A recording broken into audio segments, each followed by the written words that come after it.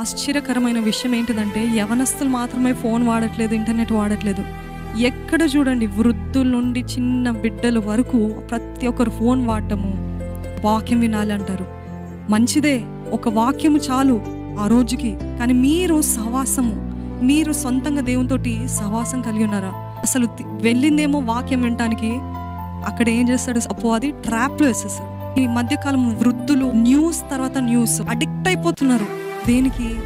వార్తలకి. ఎంత బాగా ట్రాప్ చేస్తాడు కదా అపవాది, ఎంత బాగా మనల్ని ఆయన వాడి వలలో వేసుకున్నాడు కదా. ఇక్కడ పాపం అనే ట్రాప్. టెంప్ట్ అయిపోయాను, శోధించబడ్డా, నాకు ఓడిపోయినాక మళ్ళీ బయటికి రాలేకపోతున్నాను.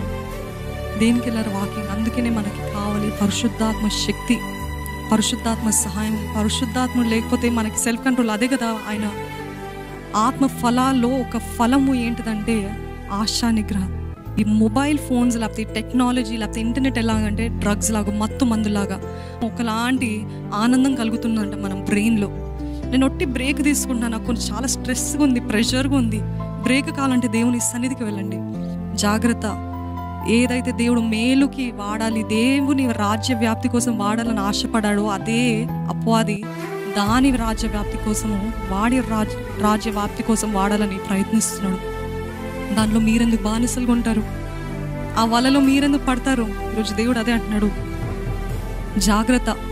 నా వాక్యము, నా సన్నిధి అని వెళ్తున్నావు, కానీ అంతటితోటి ముగిస్తున్నారా? లేకపోతే వేరే వాటికి నేను అపవాది ట్రాప్ చేస్తున్నాడా? దేవుడు ఎప్పుడైనా సమర్థుడండి, విడిపించగలిగిన సమర్థుడు. నన్ను విడిపించని ఎప్పుడైతే మీరు స్వతహాగా అడుగుతారో, మీరు ఎప్పుడైతే పశ్చాత్తాపడతారో, నా వల్ల అవ్వట్లేదయ్యా, నేను ఎంతగా రావాలని ప్రయత్నిస్తున్నా, నాకు అవ్వట్లేదయ్యా, ఐ నీడ్ యువర్ స్ట్రెంగ్త్ అని ఎప్పుడైతే మీరు అడుగుతారో అప్పుడే ఆయన మనకి సాయం చేస్తాడు. యేసు ప్రభు ఈ లోకంలో ఉన్నప్పుడు ఎప్పుడు అడుగుతాడు, what can I do for you? ఏం చేయమంటావు నీ కోసము? తెలుసు, but why is he asking? Because is always a gentlemen. He always takes permission. ఏమైనా చేయాలా? He will never force. But are you ready to come and say, ఇదిగోనయ్యా నా జీవితం, ఇదిగోనయ్యా ఈ వ్యసనంతో బాధపడుతున్నానయ్యా, ఈ బాధతోటి నేను బాధపడుతున్నానయ్యా, నన్ను విడిపించయ్యా. జాగ్రత్త. దేవుడు అంటున్నాడు, నేను మీకు జ్ఞానంకి మించిన సమాధానాన్ని ఇవ్వగలుగుతాను ఎప్పుడు మీరు నన్ను వెతికినప్పుడు.